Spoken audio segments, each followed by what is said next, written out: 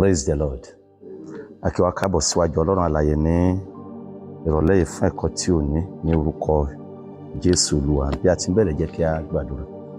Ọlọ́run ayérayé, a gbé orúkọ yín ga, ní orúkọ Jésù àṣeyín lọ́ba fún ìfẹ́ yín àti ààbò yín lórí ayé wa. A dúpẹ́ fún ìtọ́jú rẹ, a sì ń dúpẹ́ Olúwa fún ìmọ́lẹ̀ ọ̀rọ̀ rẹ èyí tẹ́ ń tọ́ sí ipa ẹsẹ̀ wa. A dúpẹ́ Olúwa fún ojú rere rẹ. A dúpẹ́ nítorí pé ẹ dá wa sí. A dúpẹ́ nítorí pé ò jẹ́ ká jẹ́ òpè sí ọ̀rọ̀ rẹ. A dúpẹ́ Olúwa fún àwọn ìsìn wa tẹ́ ń ṣe ní ìtẹ́wọ́gbà. A dúpẹ́ lọ́wọ́ rẹ Ọlọ́run nítorí pé ẹ̀yin ni agbára wa, ẹ̀yin ni odi wa, ẹ̀yin ni ààbò wa.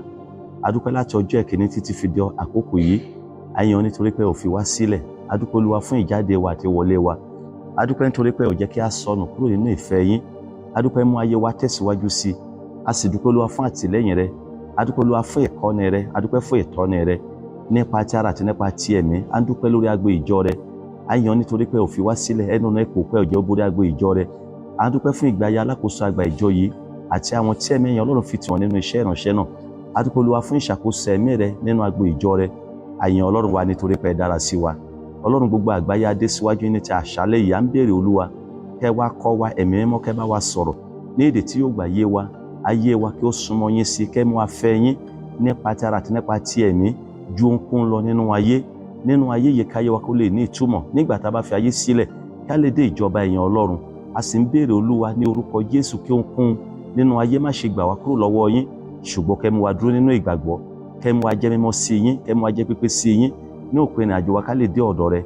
A yìn ọ́ nítorí pé ti gbọ́ tiwa ní orúkọ Jésù Kristi olóore ni a ti gbàdúrà. Lónìí à ń tẹ̀síwájú ní apá kejì ẹ̀kọ́ yìí tí í ṣe abala ìkẹta ti ẹ̀kọ́ tí a ti bẹ̀rẹ̀ ní ìjẹ́jọ́ tó ń sọ fún wa.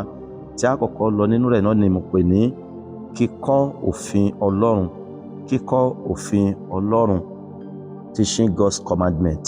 A ó sì kẹ́kọ̀ọ́ nínú ìwé Deuteronomy orí ìkẹfà ẹsẹ̀ ìkẹfà dé ẹsẹ̀ ìkẹsàn. Deuteronomy orí ìkẹfà ẹsẹ̀ ìkẹfà dé ẹsẹ̀ ìkẹsàn. Ṣáájú a ó bá wa sọ̀rọ̀ nípa àwọn òfin nínú ẹbí tàbí ti nínú ìdílé. So nínú ẹbí tàbí nínú ìdílé. So nínú ìwé Deuteronomy yẹn orí ìkẹfà ẹsẹ̀ ìkẹfà àti ẹsẹ̀ ìkeje.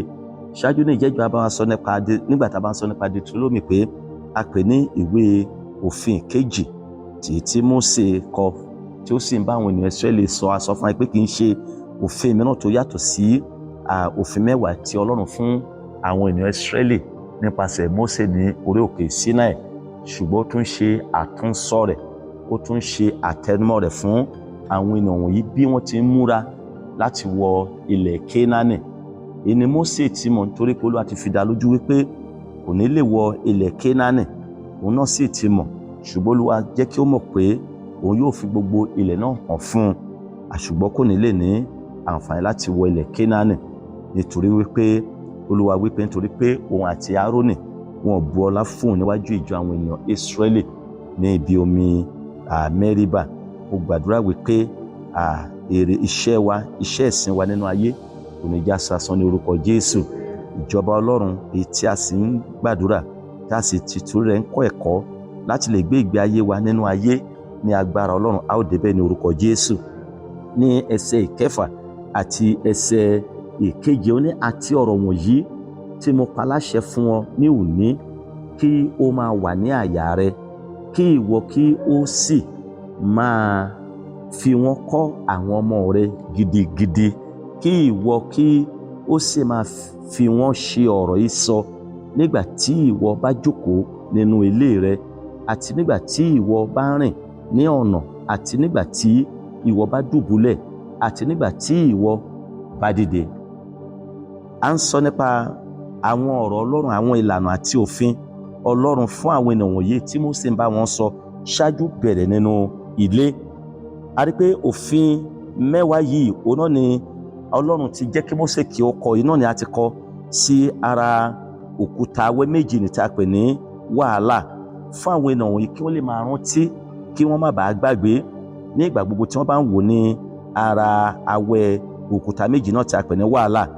Ṣùgbọ́n pípamọ́ lára wíwò tàbí pípamọ́ èyí tí wọ́n lè pamọ́ nígbà tí wọ́n bá ń rántí rẹ̀ nípa wíwò ní ara wàhálà yìí nìkan ò tilẹ̀ tó rárá lábẹ́ bó ti òkè orí náà ni pé àwọn ọ̀rọ̀ Ọlọ́run iná ni a sọ fún wa pé ó jẹ́ òfin èyí tí Olúwa ti sọ fún wọn tí wọ́n ní láti máa pamọ́ ní àyà wọn iná ni pé kí wọ́n lè ní àǹfààní láti lè máa lò wọ́n nínú ìgbé ayé wọn ojoojúmọ́ ẹni pé àríran tí àwọn òfin wọ̀nyí òun náà ni yóò jẹ́ àǹfààní fún wọn láti lè máa lò ó nítorí pé ohun tí a bá ti rántí òun ni a lè máa mú wá sínú ìṣe ṣùgbọ́n ohun tí a ò ní àǹfààní sí láti rántí a ò lè mú wá sínú ìṣe lábẹ́ bó ti òkè orí èmi ìgbà mìíràn àti lè hu ìwà mìíràn kí a tó wá rántí pé mi gbọ́dọ̀ ṣe nǹkan yìí nítorí pé a ti fún mi ní àwọn ìlànà pé mi gbọ́dọ̀ ṣe a sì sọ fún wa wípé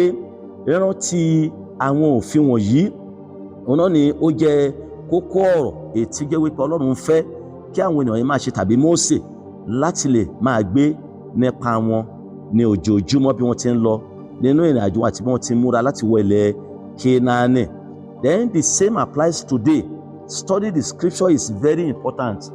Bákan náà ní òní a rí pé kíkọ́ ẹ̀kọ́ nínú Bíbélì kíkọ́ ẹ̀kọ́ nínú ìwé mímọ́ ó dára ní ọ̀pọ̀lọpọ̀ ó sì ṣe pàtàkì láti máa rántí àwọn ẹ̀kọ́ ọ̀rọ̀ Ọlọ́run àti àwọn ẹsẹ̀ ìwé mímọ́ ó dára ní ọ̀pọ̀lọpọ̀ nítorí pé yóò ràn wá lọ́wọ́ láti rí i pé a ò ṣe ohunkóhun ṣe a ò sì gbé ìgbésẹ̀ lòdì sí òfin àti ìlànà Ọlọ́run nígbà tí Olúwa bá ń sọ fún wa pé a ò gbọ́dọ̀ ṣẹ́ èpè lẹ́yìn bí ọ̀rọ̀ náà bá ń bẹ nínú ọkàn wa bí àwọn ìṣẹ̀lẹ̀ bá ṣẹlẹ̀ tó lè mú kí a ṣe èpè Ọlọ́run sọ wípé mi ò gbọ́dọ̀ ṣẹ́ èpè òfin àti ìlànà Ọlọ́run ni èyí ò lè mú kí a tètè lè ṣe àkíyèsí.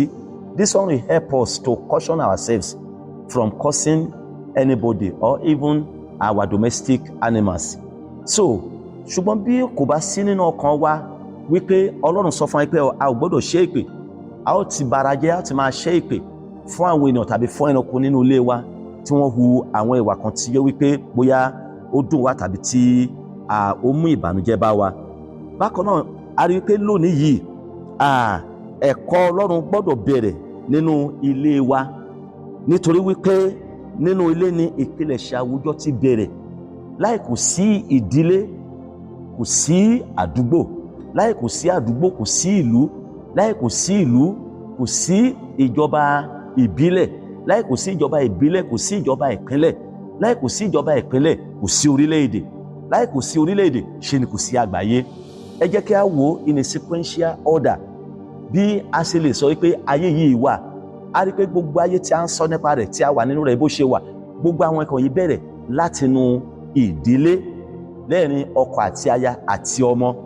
Then àwùjọ wa ó lè jẹ́ èyí tí ó kéré ó lè jẹ́ èyí tí ó sì fẹ̀ púpọ̀ ṣùgbọ́n láti mọ̀ wípé bó ti wù kí ó kéré tó tàbí bó ti wù kí ó tóbi tó a láti mọ̀ dájú wípé èyí bẹ̀rẹ̀ látinú ìdílé wa ó wá látinú ẹbí kọ̀ọ̀kan tí ó ń gbé ní irúfẹ́ àwùjọ bẹ́ẹ̀. Nítorí náà nígbà tí a bá ti ń kọ́ àwọn ènìyàn ìdílé wa ní ọ̀rọ̀ Ọlọ́run a rí i pé gbogbo àwùjọ wa tàbí àdúgbò wa yóò kún fún ọ̀rọ̀ Ọlọ́run gbogbo ìlú wa tàbí ìjọba ìbílẹ̀ wa yóò máa gbilẹ̀ nínú ọ̀rọ̀ Ọlọ́run ọ̀rọ̀ Ọlọ́run á máa gbilẹ̀ then ìpínlẹ̀ wa ọ̀rọ̀ Ọlọ́run á máa gbilẹ̀ ní ìpínlẹ̀ wa orílẹ̀-èdè wa bákan náà ọ̀rọ̀ Ọlọ́run á máa gbilẹ̀ níbẹ̀ nítorí pé this one has started right away from our family or from individual homes. Ènìyàn láti mọ̀ ṣùgbọ́n bí kò bá sí àǹfààní fún olúkúlùkù ìdílé láti lè máa kọ́ àwọn ènìyàn ẹbí rẹ̀ ní ọ̀rọ̀ Ọlọ́run ẹ jẹ́ ká wá wò ó bí irúfẹ́ àwùjọ bẹ́ẹ̀ yóò ṣe kún fún onírúurú àwọn ìwà ipá àti àwọn ìwà ìṣekúpani ní irúfẹ́ àwùjọ bẹ́ẹ̀. Ṣùgbọ́n nígbà tí olúkúlùkù ìdílé bá ti ń gbé nínú ọ̀rọ̀ Ọlọ́run tí ọ̀rọ̀ Ọlọ́run ń ṣe àkóso wọn tí a ń darí olúkúlùkù ìdílé nípasẹ̀ ọ̀rọ̀ Ọlọ́run nípasẹ̀ ìwé mímọ́ a rí pé kò sí ènìyàn tí a gbìyànjú rẹ̀ láti hu ìwà ibi kan then ìfẹ́ máa wà ní àwùjọ wa olúkúlùkù a lè máa gbé nínú ìfẹ́ Ọlọ́run a sì lè máa gbé nínú ayọ̀ àti àlàáfíà nítorí pé a ń gbé nínú ìbẹ̀rù Ọlọ́run a sì ń gbìyànjú rẹ̀ láti pa gbogbo òfin rẹ̀ mọ́. Each Israelite had an obligation to take the words of God into his or her heart but that obligation was more than personal. Èyí jọ ohun tí ẹnìkọ̀ọ̀kan lè ṣe lọ ni pé olúkúlùkù àwọn ènìyàn Ísírẹ́lì gẹ́gẹ́ bí àwa náà ti ní ojúṣe lónìí àti ìlànà láti lè rí wípé à ń mú kí ọ̀rọ̀ Ọlọ́run kó máa wà nínú ọkàn wa.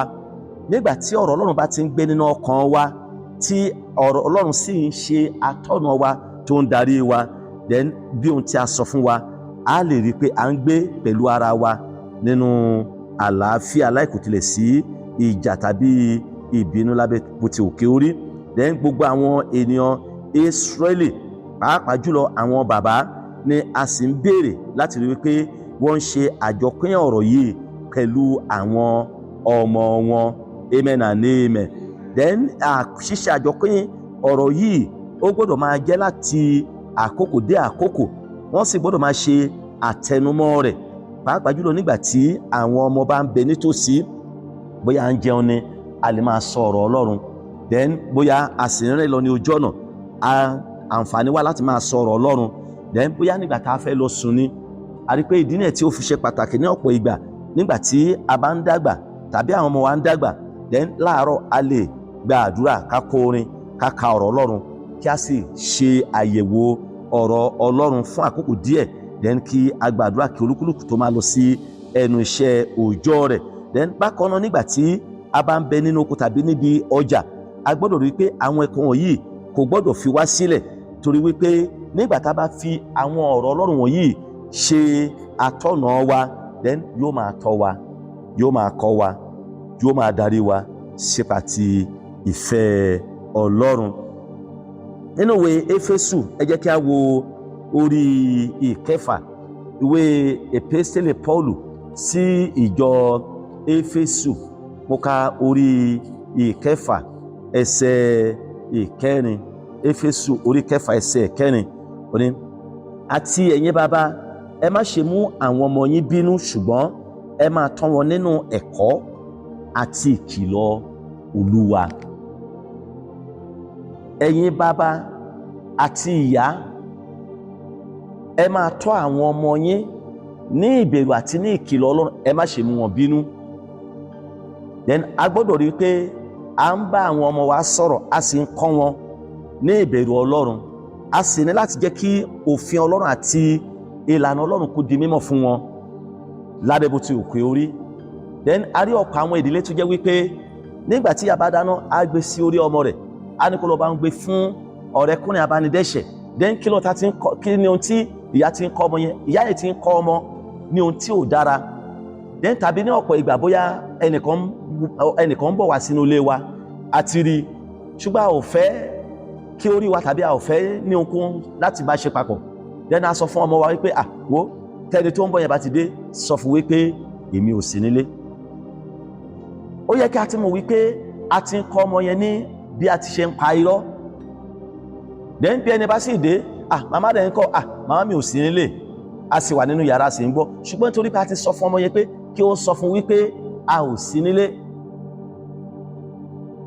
Then ọmọ yẹn lè máa wòye wípé ó ṣe kó má ti ní ìtumọ̀ sí nípa àwọn tó ṣẹlẹ̀ ní àkókò náà, ṣùgbọ́n ní ìgbó ṣe a máa ní ìtumọ̀ sí, then a sì máa dàgbà nínú irúfẹ́ ọ̀nà bẹ́ẹ̀ bí a ṣe ń parọ́. Then bí nǹkan kan bá ṣẹlẹ̀ sí wa tó yẹ pé a ò ní sùúrù, tá a bẹ̀rẹ̀ sí ìjà, tàbí a bẹ̀rẹ̀ sí kọ́ ọmọ yẹn pé bóyá ọmọ yẹn sọ fún wa wípé ẹnìkan ṣẹ́hùn nínú ilé ìwé, tàbí ẹnìkan sọ̀rọ̀ kan sí òun tó lè ná, tó lè sọ̀rọ̀ sí, ìwọ ọmọ kíní yìí, ìwọ ọmọ tí ọ́. A ti ń kọ́ ọmọ yẹn bí a ti ṣe ń jà, a ti ń kọ́ láti má lè ní sùúrù. A rí pé àwọn irúfẹ́ àwọn ìwà wọ̀nyí ó jẹ́ ohun tí ò yẹ kí àwa ọmọ Ọlọ́run kí ó máa kọ́ àwọn ọmọ wa. By that, tó bá tọ́jú ọmọ náà, ọmọ yẹn nǹkan kan lè ṣẹlẹ̀ sí ní ilé ìwé tàbí ní ìta, kò ní wálé láti wá sọ fún wa, a ti bẹ̀rẹ̀ sí ìjà, a ti bẹ̀rẹ̀ sí iṣẹ́ ìpè, a ti bẹ̀rẹ̀ sí bú irúfẹ́ ni tí ó hu irúfẹ́ ìwà bẹ́ẹ̀ sí. Bí nǹkan kan bá ṣẹlẹ̀, we have to think first the stand of God nínú àwọn ìṣẹ̀lẹ̀ tó ṣẹlẹ̀. Kí ni ohun tí Ọlọ́run ń wò nípa ìṣẹ̀lẹ̀ yẹn? Bí mo bá react this way or that way, ṣé inú Ọlọ́run máa dùn sí i? A láti kọ́kọ́ ronú nípa ìwà Ọlọ́run tàbí ìfẹ́ Ọlọ́run lórí ìṣẹ̀lẹ̀ yẹn kí a tó gbé ìgbésẹ̀. Ìṣẹ̀lẹ̀ tó ṣẹlẹ̀ lè dùn wá, but we have to know, we have to take note. Kí ni ohun tí Olúwa máa ṣe? Kí ni ohun tí Olúwa kọ́ mi? Ìwà wo ni Olúwa sọ pé kí n hù? Ìwà wo ni Ọlọ́run fẹ́ kí n hù? Ìhà wo ni Ọlọ́run fẹ́ kí n kọ sí tó máa lè mú inú Ọlọ́run dùn? Ìhà wo mo lè kọ sí tí Olúwa máa fi ní inú dídùn nínú mi? Then èyí náà láti wò. Nígbà tá a bá sì wo ohun tí Olúwa máa lè, ohun tí inú Olúwa máa dùn sí nípa ìgbésẹ̀ tá a bá gbé, tí a bá hu irúfẹ́ ìbùwà bẹ́ẹ̀, inú Ọlọ́run máa dùn sí wa. Then à ń kọ́ ọmọ wa, a sì ń kọ́ àwọn ènìyàn tó ń bẹ nínú ìdílé wa. Then bí nǹkan bẹ́ẹ̀ bá ṣẹlẹ̀ ní ọjọ́ mìíràn, wọ́n máa mọ ohun tó yẹ láti ṣe, wọ́n máa mọ ìwà tó yẹ fún wọn láti wù, tí wọ́n ní ṣẹ̀ sí Ọlọ́run, tí wọ́n sì ní mú kí àwùjọ kí ó dàrú tàbí kí ìṣẹ̀lẹ̀ mìíràn kó máa ṣẹlẹ̀ ní àwùjọ. Torí náà àwa òbí, àwa bàbá, a ò gbọ́dọ̀ mú àwọn ọmọ wa bínú, a ò gbọ́dọ̀ mú wọn kọsẹ̀, ṣùgbọ́n a gbọ́dọ̀ máa tọ́ wọn nínú ẹ̀kọ́ àti ìkìlọ̀ Olúwa. A ò gbọ́dọ̀ tọ́ wọn ní ìkìlọ̀ ti ayé tàbí ìkìlọ̀ ti ìdílé wa, ká bẹ̀rẹ̀ sí kí wọn ní onírúurú àwọn ìkìlọ̀, àwọn orí ìkìdílé wa, ṣùgbọ́n a gbọ́dọ̀ máa jẹ́ kí wọ́n mọ̀ nípa ìfẹ́ Ọlọ́run. A gbọ́dọ̀ jẹ́ kí wọ́n máa mọ̀ nípa ìlànà Ọlọ́run lórí irúfẹ́ àwọn tó bá ṣẹlẹ̀ ní àyíká wa. Nínú ìwé Kólósè orí 3 ẹsẹ̀ 21 àti ẹsẹ̀ 23, ó ń sọ, Pọ́ọ̀lù nínú lẹ́tà rẹ̀ bákan náà sọ wípé ẹ̀yin bàbá, ẹ má ṣe mú àwọn ọmọ yín bínú kí wọ́n má bàa rẹ̀wẹ̀sì. Ohunkóhun tí ẹ̀yin bá ń ṣe, ẹ máa fi tọkàntọkàn ṣe é gẹ́gẹ́ bí fún Olúwa, kì í sì ṣe fún ènìyàn. A láti máa fi ohun gbogbo tá a bá ń ṣe ká máa ṣe pẹ̀lú gbogbo ọkàn wa bí ẹni wípé Olúwa là ń ṣe é sí, pé a ó gba èrè rẹ̀ ní ìgbà ó bá yá. A ní láti máa kíyèsára kí a má ṣe mú àwọn ọmọ wa tí Ọlọ́run fi fún wa bínú, torí pé a ó ṣírò bí a bá ṣe tọ́ àwọn ọmọdé wọ̀nyí. A ó ṣírò, a ó jìn. We are going to give an account. Iye ọmọ tí Ọlọ́run bá fi fún wa, a ó ṣírò, a ó give account lórí ẹnì kọ̀ọ̀kan wọn ní ọ̀dọ̀ Ọlọ́run. Torí náà Ọlọ́run fún wa ní àwọn ọmọ wọ̀nyí láti tọ́ wọn, láti kọ́ wọn ní ẹ̀rù Ọlọ́run, nítorí pé ìní Ọlọ́run ní àwọn ọmọ wọ̀nyí jẹ́ fún wa. Àwa kọ́ ló ni wọ́n. A fún wa láti tọ́jú wọn, àgbàtọ́jú ni a jẹ́. Then ẹni tó sì ni wọ́n ti kọ́ wa, ó ti ń sọ fún wa bí a ṣe láti tọ́ wọn, bí a ṣe láti kọ́ wọn, kí ayé wọn lè ní ìtumọ̀ nínú ayé yìí. Nígbà tí àwọn náà bá tún di bàbá, àwọn náà tún máa kọ́ àwọn ọmọ wọn ní ẹ̀rù Ọlọ́run. Hallelujah. Nínú ìwé Kólósè orí 3 ẹsẹ̀ 16 sọ fún wa pé ẹ jẹ́ kí ọ̀rọ̀ Kristi máa gbé inú yín ní ọ̀pọ̀lọpọ̀ nínú ọgbọ́n gbogbo. Bíbélì ń sọ fún wa wípé nínú ọ̀pọ̀lọpọ̀ tó ń bẹ nínú ni ẹnu ti ń gbé jáde. Nígbà tí ọ̀rọ̀ Kristi bá pọ̀ nínú wa, nígbà náà ni ẹnu wa lè sọ díẹ̀ nínú ọ̀rọ̀ Kristi tó ń gbé inú wa. Ẹ máa rí ọ̀pọ̀ ènìyàn, wọ́n ń wá sí ilé Ọlọ́run, wọ́n ń gbé Bíbélì, ṣùgbọ́n ọ̀rọ̀ Kristi ò sí nínú wọn. Jẹ́ kí ohun díẹ̀ kan kí ó kàn ṣẹlẹ̀, ẹ ti máa gbọ́ bí wọ́n ṣe máa ṣẹ́ èpè, ẹ ti máa gbọ́ bí wọ́n ṣe máa bú ramúramù, ẹ ti máa wò bí wọ́n ṣe máa bínú, ẹ ti máa wò bí wọ́n ṣe máa bá ìwà ara wọn jẹ́. Ìyẹn kò lè máa fi lè mọ̀ irú ọ̀rọ̀, irú ẹ̀mí tó ń gbénu ayé wọn. Carrying Bible all the times doesn't make us a Christian. Ìwà wa ló máa fi hàn wípé truly we are Christian or we are unbeliever. Ṣùgbọ́n ẹ̀kọ́ yìí ń sọ fún wa, Paul ń sọ fún ìwà àti ní àṣálẹ́ yìí wípé ẹ jẹ́ kí ọ̀rọ̀ Kristi máa gbé inú wa, kó máa gbé inú yín ní ọ̀pọ̀lọpọ̀, not small, kì í ṣe díẹ̀. Ṣùgbọ́n nígbà tí ọ̀rọ̀ Kristi bá ti ń gbé inú wa ní ọ̀pọ̀lọpọ̀ nínú ọgbọ́n gbogbo, ó ní kí ẹ máa kọ́, kí ẹ sì máa gba ara yín ní ìyànjú nínú sáàmù àti orin ìyìn àti orin ẹ̀mí. Ẹ máa fi oore ọ̀fẹ́ kọrin ní ọkàn yín sí olúwa. Hallelujah. Kì í ṣe orin tí ìṣẹ̀lẹ̀ kan bá ṣẹlẹ̀ nínú ilé, dí lẹ́nu, bàbá kan lẹ́yìn, kìnìún ilé tó halẹ̀ mọ́ mi, bá mi mú so. Torí ìyá Patience ti sọ̀rọ̀ kan sí wa, torí bàbá Muhammadu tí wò wá bá kan, àwa náà fẹ́ fi hàn wípé àwa rí bí ó ṣe wò wá yẹn, àwa rí ìyá Patience bí ó ṣe ṣe sí wa yẹn, then a fẹ́ jẹ́ kí ó di mímọ̀ fún wípé a understand rẹ̀, èdè tó pè sí wa àwa náà máa reply rẹ̀, then àwa mú orin sẹ́nu. Nígbà bá sí ètò àṣálẹ́, nígbà tó bá tó àárọ̀ láti lọ sí ilé Ọlọ́run, àti gbé Bíbélì wa ni a tún lọ sí ilé Ọlọ́run. A ní láti kíyèsára láti jẹ́ kí a mọ̀ wípé ìwà wa, Bíbélì ń sọ fún wa nígbà tí àwọn ará Antioch tí wọ́n wo àwọn ọmọ ẹ̀yìn nípa ìwà wọn la fi pè wọ́n ní Kírísítíẹ́nì. Kì í ṣe àwọn ló pe ara wọn ní Kírísítíẹ́nì, but people around them call them Christians. Nítorí pé ìwà wọn, ìsọ̀rọ̀ sí wọn, ìṣe wọn, wọ́n wòye wípé òjò ti Jésù. These people walked with Jesus for 3 years. Hallelujah. Can you see? Ó ti sọ pé ó gba Jésù fún ọdún 10, ogún ọdún. You have been coming to the church, you have been hearing the word of God, yet your life still remains the same. Ṣùgbọ́n àwọn kan bá Jésù rìn ní àárín ọdún 3, ìgbé ayé wọn yí padà. Ìgbé ayé wọn, àwọn èèyàn lè máa sọ nípa wọn wípé àwọn èèyàn wọ̀nyí, a lè wò wọ́n wípé Kristi kéékèèké ni wọ́n. Ṣùgbọ́n ìwọ náà wo ọjọ́ tó ti ń gbé ọgbà ọ̀rọ̀ Ọlọ́run, ìwọ náà wo ọjọ́ tó ti ń wá sí ọ̀dọ̀ Ọlọ́run, ìwọ náà wo ọjọ́ tó ti ń kẹ́kọ̀ọ́. Ìgbé ayé rẹ̀ ò tí yí padà. Tí wọ́n bá béèrè wípé are you a Christian, you will say yes, I am a Christian. No, let people testify that you are a Christian.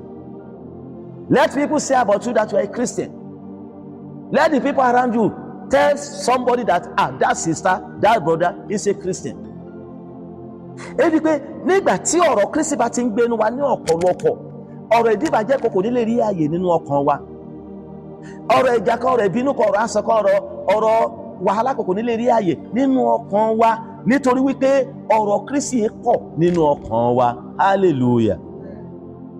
Torí náà ẹ jẹ́ kí ọ̀rọ̀ Kristi kí ó máa pọ̀ nínú ọkàn wa pẹ̀lú gbogbo ọgbọ́n àti ìmọ̀ àti òye, kí a sì máa gba ara wa ní ìyànjú nínú sáàmù, nínú orin ìyìn, nínú orin ìyìn kì í ṣe orin èébú, nínú orin ìyìn kì í ṣe orin èpè, nínú orin ìyìn kì í ṣe orin ọ̀tẹ̀, nínú orin ìyìn kì í ṣe orin ìjákulẹ̀, nínú orin ìyìn, nínú orin ọpẹ́ àti nínú orin ẹ̀mí. Hallelujah. Kí a sì máa fi oore ọ̀fẹ́ kọ orin ní ọkàn wa sí Olúwa. Bí a ò tilẹ̀ kọrin yẹn sókè, ká máa fi ọkàn wa kọrin sí Ọlọ́run. Then I will be rejoicing. A máa kọrin yìn, orin tí ó dùn sí Ọlọ́run nínú ọkàn wa. Therefore, àwọn ọmọ wa máa imitate the same manner. Ṣùgbọ́n ìgbà wo bá jẹ́ gbogbo ìgbà là ń kọrin èébú, ìgbà wo là ń fa ojúro, ìgbà wo lọ́kàn á bàjẹ́. Ẹ jẹ́ kí a mọ̀ wípé a ò ràn àwọn ọmọ wa lọ́wọ́, a ò ràn ìdílé wa lọ́wọ́, a sì ràn ẹbí wa lọ́wọ́ for that reason. Anyway, Éfésù orí 5, mo kà láti ẹsẹ̀ 19. Éfésù orí 5, mo kà láti ẹsẹ̀ 19 dé ẹsẹ̀ 21. Ẹ sì máa bá ara yín sọ̀rọ̀ nínú sáàmù àti orin ìyìn àti orin ẹ̀mí. Ẹ máa kọrin kí ẹ sì máa kọrin dídùn ní ọkàn yín sí Olúwa. Ẹ máa dúpẹ́ nígbà gbogbo fún ohun gbogbo lọ́wọ́ Ọlọ́run àní Baba ní orúkọ Jésù Kristi Olúwa wa. Ẹ jẹ́ ká wo tí Paul tún bá wa sọ bí ó ti ń kọ lẹ́tà rẹ̀ sí ìjọ tí ń bẹ ní Éfésù, pé kí a máa bá ara wa sọ̀rọ̀ nínú sáàmù, nínú orin Dáfídì, nínú orin ìyìn sí Olúwa.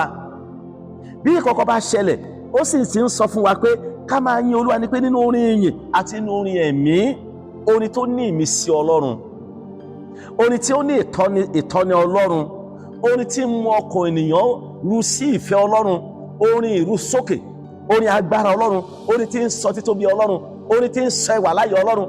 orin tí ń sọ títóbi, tí ń sọ agbára Ọlọ́run di mímọ̀, orin ìṣẹ́gun. Ẹni pé kí a sì máa sọ̀rọ̀ nínú sáàmù àti orin yìí àti orin ẹ̀mí, ẹ máa kọrin, kí ẹ sì máa kọrin dídùn ní ọkàn yín sí Olúwa. Ká máa dúpẹ́. Bíbélì sọ fún wa ní ìgbà gbogbo ká máa dúpẹ́ fún ohun gbogbo. Nígbà tí a rí jẹ ká máa dúpẹ́, nígbà tí a ò rí jẹ kí a máa dúpẹ́, nígbà tí a rí mu ká máa dúpẹ́. Provided we are still alive, there is reasons that we need to give thanks to God. Ká má kàn máa ṣe àwáwí ní ìgbà gbogbo. Ká má máa sọ pé ebi ń pa wá o, èèyàn ń pa wá o, àórí tí bí ṣe, orílẹ̀-èdè rí báyìí. Ẹ jẹ́ kí a máa dúpẹ́ pé thank God we are still alive. Àwọn kan wá tí wọ́n rí owó ná ní ìgbà ayé wọn, ṣùgbọ́n they are no more. Àwọn kan wá tí wọ́n ní orúkọ, àwọn kan wá tí wọ́n ní òkìkí, ṣùgbọ́n they were no more. Ṣùgbọ́n here we are, àwa tí a sì wà láàyè, oore ọ̀fẹ́ Ọlọ́run ni, agbára Ọlọ́run sì ni pẹ̀lú. Ká máa dúpẹ́ nígbà gbogbo fún ohun gbogbo lọ́wọ́ Ọlọ́run àti Bàbá ní orúkọ Jésù Kristi Olúwa. Ẹsẹ̀ 21, ẹ máa tẹríba fún ara yín ní ìbẹ̀rù Ọlọ́run. Ẹ ká máa tẹríba fún ara wa. Bí a bá ní owó, ìyẹn ò ní kí a gbéraga sí ara wa. Bí a ò sì ní, ìyẹn ò ní kí a gbéraga sí ara wa. Ìyẹn ò ní ká máa wo ara wa bí ẹni wípé ẹni yìí kò ní tó mi. A láti máa tẹríba fún ara wa, a láti máa rẹ ara wa sílẹ̀ fún ara wa lábẹ́ ìṣàkóso Ọlọ́run. Gbogbo àwọn ẹ̀kọ́ wọ̀nyí ni a gbọ́dọ̀ máa fi kọ́ ara wa. Gbogbo àwọn ẹ̀kọ́ ni a fi gbọ́dọ̀ máa bá àwọn ọmọ wa sọ̀rọ̀. A gbọ́dọ̀ máa fi bá àwọn ọmọ ẹbí wa sọ̀rọ̀. Bí a ṣe ń kí ènìyàn, bí a ṣe ń bu ọlá fún ènìyàn, bí a ṣe ń tẹríba fún ìfẹ́ Ọlọ́run, bí a ṣe ń gba àdúrà, bí a ṣe ń dúpẹ́ lọ́wọ́ Ọlọ́run fún gbogbo. Hallelujah.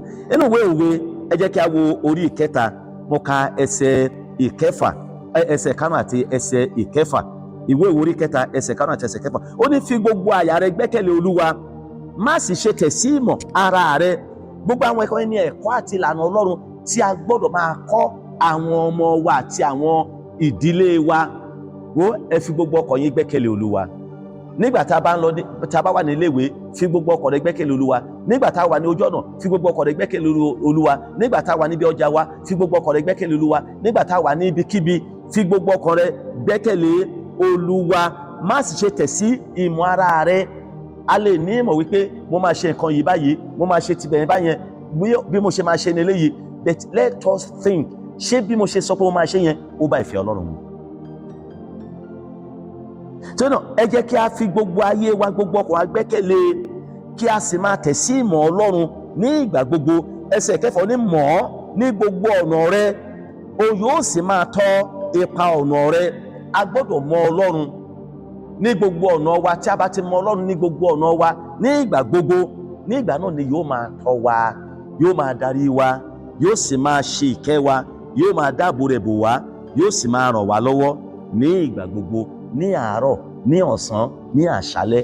Ká máa kọ́ àwọn ọmọ wa, ká máa sọ ọ̀rọ̀ Ọlọ́run di mímọ̀ fún wọn ní òrèkóòrè. Hallelujah. Ìpín bí a ti sọ fún wa nísinsìnyí láàrin ẹbí wa tàbí ìdílé wa, nísinsìnyí ní ìta gbangba, nínú ìwé Deuteronomy yẹn orí ìkẹfà, ẹsẹ̀ ìkẹjọ àti ẹsẹ̀ ìkẹsàn-án. Ó ní, kí ìwọ kí ó sì so wọn mọ́ ọwọ́ rẹ fún àmì, kí wọn kí ó sì máa ṣe ọ̀já ìgbàjú iwájú rẹ, kí ìwọ kí ó sì kọ́ wọn sára òpó ilé rẹ àti sára ilẹ̀kùn ọ̀nà òde rẹ. Ní ìgbà kan rí, nígbà tí mo sì ń gbé nílé bàbá mi, mo lo àǹfààní yìí, mo lo irúfẹ́ ọ̀rọ̀ yìí, mo wá kọ sí àtẹrígbà ẹnu ọ̀nà iwájú ìta. Mo gbàgbọ́ wípé ó ṣì máa wà ń bẹ̀ títí di sísìn yìí, pé gba Jésù Olúwa gbọ́, a ó sì gbà ọ́ là, ìwọ àti ara ilé rẹ pẹ̀lú. Ó ṣì máa wà níwájú ìta. Ó bá dé varanda ilé bàbá mi tó gbójú sókè, ó sì máa rí ń bẹ̀ pé gba Jésù Olúwa gbọ́. Mo wá kọ ẹsẹ̀ Bíbélì tó sọ bẹ́ẹ̀ sí iwájú ọ̀rọ̀ yẹn. Èyí sì wà nínú ìwé Iṣẹ́ Àpọ́stélì orí ìkẹrìndínlógún, ní pé Ọlọ́run sọ fún àwọn ọmọ Ísírẹ́lì nípasẹ̀ Mósè láti lè rí wípé wọ́n ò fi ọ̀rọ̀ Ọlọ́run pamọ́ rárá. ṣùgbọ́n wọ́n gbọ́dọ̀ jẹ́ kí ó máa ṣe ìtọ́ni wọn, ìbáà jẹ́ nípa Ọlọ́run, ìbáà jẹ́ wípé ó ní èrò, pàápàá jùlọ wípé nígbà tí ó sọ fún wọn wípé kí wọ́n máa so wọ́n mọ́ ọwọ́ wọn, kí wọ́n máa kọ sí ìgbójú wọn, ìgbà ṣe é ṣe wípé ó kàn fi sọ̀rọ̀ ni. ṣùgbọ́n rí i pé lẹ́yìn ìgbà ó ṣe, àwọn ènìyàn Júù wọ́n wá dìídì wá ń ṣe nípa ti ara. Why? They made small leather containers and placed in them pieces of parchment on which were written important passages of scripture, including Deuteronomy chapter 6 verse 4 through verse 9.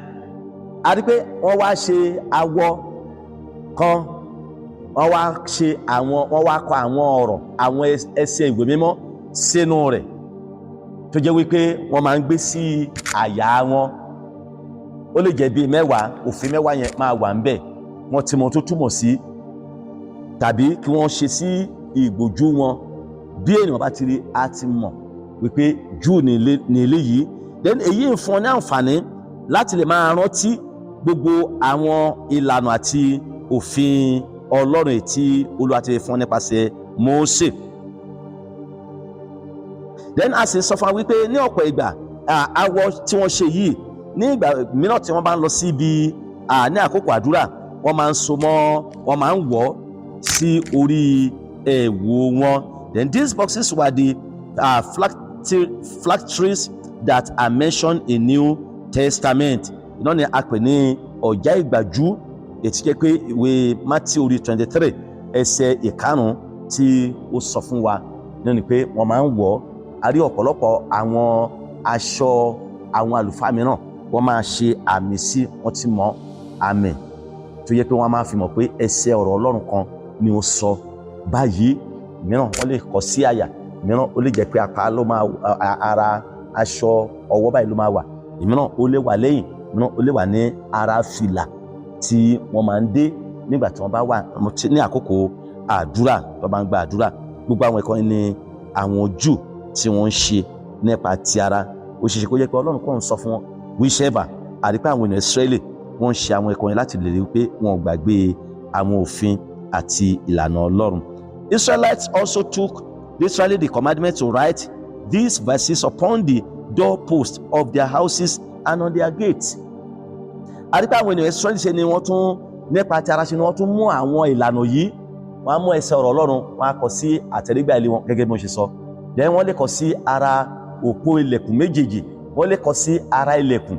Gbogbo àwọn ẹ̀kọ́ ni wọ́n ń ṣe just to be remembering the word of God or the commandment that God has given unto them through Moses. Amen and amen. Then the devout Jews would touch the mezuzah post, ni òpó ilẹ̀kùn. A rí pé àwọn Júù òfin tàbí ìlànà Ọlọ́run tí wọ́n kọ sí ara òpó wọn yẹn, wọ́n lè máa fi ọwọ́ kàn, wọ́n lè máa kà á. Gbogbo ìkan ni wọ́n ṣe kí wọ́n má bàa gbàgbé, ṣùgbọ́n kí wọ́n lè máa rántí. Nínú ìwé orin Dáfídì orí 1-1 ẹsẹ̀ 9, ẹja ohun tí ó sọ fún wa, Psalm 1-1 verse 8 wípé Olúwa yóò pa àlọ àti àbọ̀ rẹ̀ mọ́ láti ìgbà yìí lọ àti títí láéláé. Irúfẹ́ àwọn ẹsẹ̀ ọ̀rọ̀ Ọlọ́run yìí wọ́n sábà máa ń kọ sí ẹnu ọ̀nà tàbí òpó ilẹ̀kùn ilé wọn.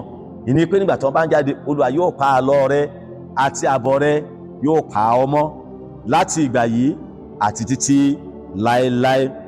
Èyí jẹ́ ohun tí wọ́n ní lọ́kàn, wọ́n sì gbàgbọ́ nínú rẹ̀. Ní pé Olúwa sì wà pẹ̀lú wọn. Ní à ń sọ fún wa pé ó jẹ́ ìlànà tí Olúwa ń bá wọn sọ nígbà tí wọ́n bá dé ilẹ̀ náà, tí wọ́n gbọ́dọ̀ máa ṣe, tí wọ́n sì gbọ́dọ̀ máa tẹ̀lé lábẹ́ bó ti òkè orí. Wherever they were and whatever they were doing, they were to be governed by His commandments. This should serve as a reminder to all of us that Christianity is not just a one day or a week religion. Ẹni àná láti mọ̀ pé ẹ̀sìn Kristẹni tàbí ìfífi ayé wa fún Jésù tàbí ìgbàlà ọkàn wa tí a gbà wá là nípasẹ̀ Jésù Kristi kò ṣe ọjọ́ kan, kì í ṣe pé ó wá fún ọjọ́ kan tàbí ọ̀sẹ̀ kan, ṣùgbọ́n it is a lifelong project. Ó jẹ́ ìṣẹ̀lẹ̀ ìtàn ìgbé ayé wa throughout our life, throughout the time that we are going to spend on this earth. Ẹni pé gbogbo àkókò tá a máa lò nínú ayé ni ọ̀rọ̀ Ọlọ́run wà fún wa fún láti máa gbé ìgbé ayé wa nínú ìlànà rẹ̀ àti nínú ẹ̀kọ́ rẹ̀. Then nǹkan mìíràn tá a ó gbé yẹ̀wò ó ń sọ fún wa nípa ọ̀rọ̀ ìṣílétí nínú ìwé Deuteronomy orí ìkẹfà ẹsẹ̀ ìkẹwàá dé ẹsẹ̀ ìkẹtàlá. Ọ̀rọ̀ ìṣílétí tàbí ọ̀rọ̀ àkíyèsí. A ó sọ nípa àwọn ìbùkún tí àwa yóò ní, àwọn ìbùkún tí àwa yóò ní ní ẹsẹ̀ ìkẹwàá àti ẹsẹ̀ ìkọkànlá. Yóò sì ṣe nígbà tí Olúwa Ọlọ́run rẹ bá mú ọ dé ilẹ̀ náà tí ó búra fún àwọn bàbá rẹ, fún Abrahamu, fún Isaki àti fún Jacobu, láti fún ọ ní ìlú tí ó tóbi tí ó sì dára tí ìwọ kò mọ̀. Hallelujah. Ìlú tí ó dára, ìlú tí ó tóbi, ìlú tí ìwọ kò mọ̀, àti ilé tí ó kún fún ohun rere gbogbo tí ìwọ kò kún, àti kànga wíwà tí ìwọ kò wà, ọgbà àjàrà àti igi òróró tí ìwọ kò gbìn, nígbà tí ìwọ bá jẹ tán tí o bá sì yó. Ẹ jẹ́ kí a wo ohun tí Ọlọ́run ń sọ fún wọn nípasẹ̀ Mósè, àwọn ohun tí ó jẹ́ àwọn ohun tó jẹ́ ìbùkún wọn. A rí pé àwọn ènìyàn Ísírẹ́lì ṣe ni wọ́n tẹ̀dó ní pẹ̀tẹ́lẹ̀ Móábù tí wọ́n sì ti múra láti lọ sí ilẹ̀ Kénáánì tí a ti ṣe ìlérí fún wọn, pàápàá jùlọ láti ìran láti ọ̀dọ̀ Abrahamu, Isaki àti Jacobu ní Olúwa ti ń sọ nípa ilẹ̀ náà fún wọn pé irúfẹ́ àwọn ọmọ wọn ni yóò jogún ilẹ̀ náà tàbí tí òun Ọlọ́run yóò fún ní ilẹ̀ náà. Gẹ́gẹ́ bí wọ́n sì ṣe ń wọ ilẹ̀ ìlérí láti gbà á, ẹni pé wọ́n láti máa gbádùn àwọn ìbùkún. Torí náà a rí pé Mósè ṣe ni ó kàn ń sọ nípa àwọn ìbùkún wọ̀nyí lérèfé fún wọn, pàápàá jùlọ nípa àwọn tí wọ́n ní. Àwọn ènìyàn Kénáánì àti àwọn ẹ̀yà mìíràn tí wọ́n ti ń gbé ní Kénáánì fún ọ̀pọ̀lọpọ̀ ìran àti ọ̀pọ̀lọpọ̀ ọdún sẹ́yìn ni wọ́n ti kọ́ ní irú àwọn ilé àti àwọn ìlú tí ó rọrùn láti gbé tí ó sì tura dáradára tí wọ́n ti ń gbé níbẹ̀. Ni pé nígbà tí Abrahamu ti wà, àwọn ènìyàn Kénáánì ti wà, ká tó wò Isaki, Jacobu, lẹ́yìn ìgbà náà ni àwọn ènìyàn Ísírẹ́lì wá ń gbélé sí tí wọ́n ṣẹ̀ṣẹ̀ wá lọ sí ilẹ̀ Íjíbítì tí wọ́n sì lò 430 years. Amen and amen. Ẹni pé let us calculate it, let us imagine. Lẹ́yìn ìgbà náà ni wọ́n tún wá rin ìrìn àjò fún another 40 years láti ilẹ̀ Íjíbítì dé ilẹ̀ Kénáánì tá ń sọ nípa rẹ̀. Kẹ́ wá wo iye ọdún tí àwọn ènìyàn Kénáánì ti ń gbé ní ilẹ̀ náà. Ẹni pé wọ́n ti tẹ̀dó, wọ́n ti gbinlẹ̀, wọ́n ti kọ́ ilé, wọ́n ti gbin ọgbà àjàrà, wọ́n ti wá kànga, wọ́n ti wá orísun omi ní onírúurú nínú àwọn àkókò tí orílẹ̀-èdè náà ti wà. Ṣùgbọ́n síbẹ̀ ṣé ní Olúwa ń sọ fún Abrahamu, Isaki àti Jacobu pé irú àwọn ni òun máa fún nílẹ̀ náà, irú àwọn ọmọ ni yóò sì jogún ilẹ̀ náà. Hallelujah. Torí náà a rí pé ìbùkún ní gbogbo àwọn tí àwọn ènìyàn Kénáánì ti ní yóò jẹ́ fún àwọn ènìyàn Ísírẹ́lì. Àǹfààní ni yóò sì jẹ́ fún àwọn ènìyàn Ísírẹ́lì, nítorí wípé àwọn ènìyàn Ísírẹ́lì kò nílò láti tún lọ máa wọ kànga mọ́, wọn ò nílò láti lọ máa wá orísun omi, wọn ò nílò láti lọ máa gbin ọgbà àjàrà tàbí ọgbà igi ólífì. So a rí wípé gbogbo àwọn tí wọ́n nílò ni àwọn ènìyàn Kénáánì ni wọ́n ti ní.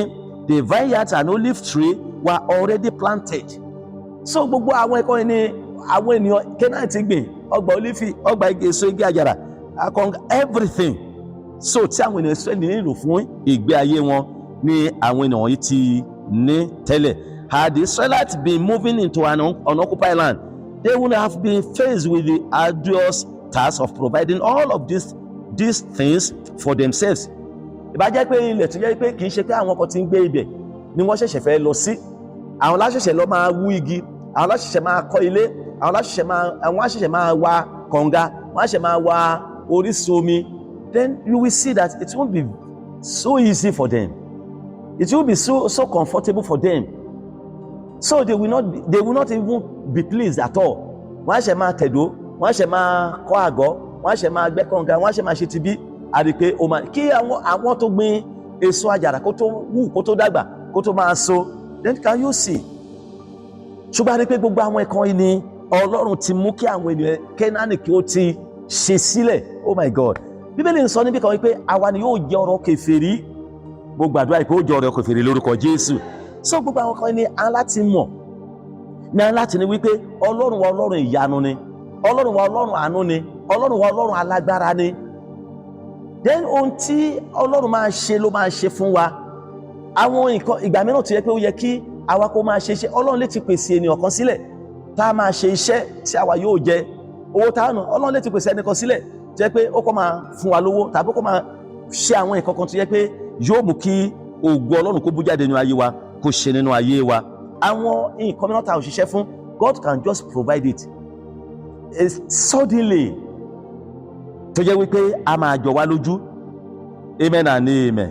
Sáré ẹlòmíràn tó jẹ́ fún àpẹẹrẹ nígbà kan bàbá it was a December period, so about to enter the new year.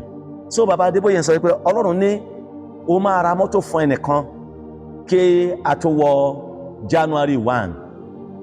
Hallelujah. So ọ̀rẹ́ ni bàbá kan dé fòdìdé pé I claim it in Jesus name. Bí inú bàbá yẹn ṣe dùn tó, bí bàbá yẹn ṣe gba ìlérí yẹn, àsọtẹ́lẹ̀ yẹn mọ́ra, wọ́n dẹ̀ ní bàbá dẹ̀ tí ó bá àpò, ó dẹ̀ mú kọ́kọ́rọ́ a very brand new car, ó dẹ̀ pé ó dẹ̀ ní kó gbà. Praise the Lord. Bóyá wọ́n scott rẹ̀ lọ sí sáfíìsì lọ́jọ́ yẹn ni, ṣé ẹ̀kú ti da di ọ̀nà nígbà tó bá ń padà lọlé. Bóyá ó dẹ̀ ní mọ́tò, bóyá I'm sure ó ṣe kó má ní mọ́tò, bóyá ó máa jẹ́ bóyá like 5 in the family tó jẹ́ pé bóyá wọ́n lè pín ara wọn sí àwọn tó máa ní mọ́tò ní environment wọn, tàbí wọ́n dẹ̀ wọkọ̀ wá ní pẹ̀lú owó wọn. But on their way back home, can you see bí Ọlọ́run ṣe yí ìgbé ayé rẹ̀ padà, bí Olúwa ṣe sọ di ọ̀nà, like dream like play. A kọ́ máa rò wípé kẹ́nìkan jí mi lójú àlá mi pé ṣé àlá ni mo ńlá ni, ṣé mọ́tò mi náà ni eléyìí. Ẹni pé we are talking about what God can do, ohun tọ́lọ́run lè ṣe. Tó náà ẹ má ṣe jẹ́ kí a ro ara wa pín, torí pé Ọlọ́run ìyanu ni àwa ń sìn, Ọlọ́run tó ń ṣe ìlérí tó sì mú ìlérí ṣẹ, Ọlọ́run tó ń mú ènìyàn dé ibi ìṣeré rẹ̀. Bíbélì sọ fún ó ní ó gbé tálákà láti inú erùpẹ̀, ó sì gbé alágbe láti orí ààtàn, ó gbé wọn jókòó pẹ̀lú àwọn ọmọ aládé, àní àwọn ọmọ aládé ènìyàn rẹ̀. That is our God. That is the God that we are serving. Praise the Lord. Alágbe láti orí ààtàn, tálákà aláìní láti inú erùpẹ̀. Ẹni pé Olúwa máa gbé ó máa gbé sókè pẹ̀lú àwọn ọmọ aládé, àní àwọn ọmọ aládé. Ẹni pé ìṣolúwa nìyẹn, agbára Ọlọ́run sì nìyẹn. Àwa máa rí dísì ni oore Ọlọ́run sí ní gbogbo àwọn nǹkan wọ̀nyí. Mo gbàdúrà pé yóò ṣẹlẹ̀ nínú ayé rẹ̀ lórúkọ Jésù. Ẹni pé à ń sọ fún wa nípa ìbùkún Ọlọ́run nínú ìwé Éfésù. Ẹ jẹ́ kí a wo orí 6 ẹsẹ̀ 1 àti ẹsẹ̀ 7. Ní pé ìlérí Ọlọ́run fún àwọn tó bá ń kọ́ àwọn ọmọ, fún àwọn tó bá ń gbọ́ràn sí òfin àti ẹ̀kọ́ rẹ̀ àti àṣẹ rẹ̀. Ní orí 6 ẹsẹ̀ 1 àti ẹsẹ̀ 7, ó ní ẹ̀yin ọmọ ẹ máa gbọ́ ti àwọn òbí yín nínú Olúwa, nítorí pé èyí ni ó tọ́. Bọ̀wọ̀ fún bàbá àti ìyá rẹ, èyí tí í ṣe òfin ìkíní pẹ̀lú ìlérí. Ẹsẹ̀ 3, kí ó lè dára fún ọ àti kí ìwọ kí ó lè wà pẹ́ ní ayé. Kí ó lè dára fún ọ àti kí ìwọ kí ó lè wà pẹ́, ni pé Ọlọ́run sọ fún wa níbí nípa ọjọ́ gígùn àti ẹ̀mí gígùn àti àlàáfíà èyí tí a fi kún fún wa nígbà tí àwa bá gbọ́ràn sí gbogbo ìlànà rẹ̀. Ẹ jẹ́ kí a wo àwọn ènìyàn bí wọ́n ṣe ń kú lónìí. Even some people, before even they die, they will suffer. Tó yẹ wọ́n á jìyà nítorí pé ọ̀pọ̀ nínú wọn ni wọn ò rìn nínú ìfẹ́ Ọlọ́run, ọ̀pọ̀ nínú wọn ni ò ka òfin Ọlọ́run mọ́, ọ̀pọ̀ nínú wọn ni ò gbọ́ràn sí àwọn ìlànà Ọlọ́run, tí wọ́n fi ọ̀rọ̀ Ọlọ́run ṣeré, wọ́n fi ọ̀rọ̀ Ọlọ́run ṣe àwàdà. Ṣùgbọ́n for those that obey him, for those that follow him, for those that take it seriously to be the doer of his commandment, you will see many blessings are for them. Ọ̀pọ̀ ìbùkún ni ó wà fún irúfẹ́ àwọn ènìyàn bẹ́ẹ̀. nínú ìwé òwe ẹ jẹ́ kí a wo orí ìkẹta ẹsẹ̀ ìkejì dé ẹsẹ̀ ìkẹrin. Ìwé òwe orí ìkẹta mo ka ẹsẹ̀ kejì dé ẹsẹ̀ ìkẹrin. Ó ní torí ọjọ́ gígùn àti ẹ̀mí gígùn àti àlàáfíà ni wọ́n ó fi kún un fún ọ. Má ṣe jẹ́ kí àánú àti òtítọ́ kí ó fi ọ́ sílẹ̀. So wọ́n mọ́ ọrùn rẹ, kọ wọ́n sí wàhálà àyà rẹ. Bẹ́ẹ̀ ni ìwọ yóò rí ojú rere àti ọ̀nà rere lójú Ọlọ́run àti ènìyàn. Èyí pé má ṣe jẹ́ kí àánú àti òtítọ́ kí ó fi ọ́ sílẹ̀. So wọ́n mọ́ ọwọ́ rẹ, à ń sọ nípa òfin àti ìlànà Ọlọ́run. So wọ́n mọ́ ọwọ́ rẹ, jẹ́ kí ó wà ní wàhálà àyà rẹ.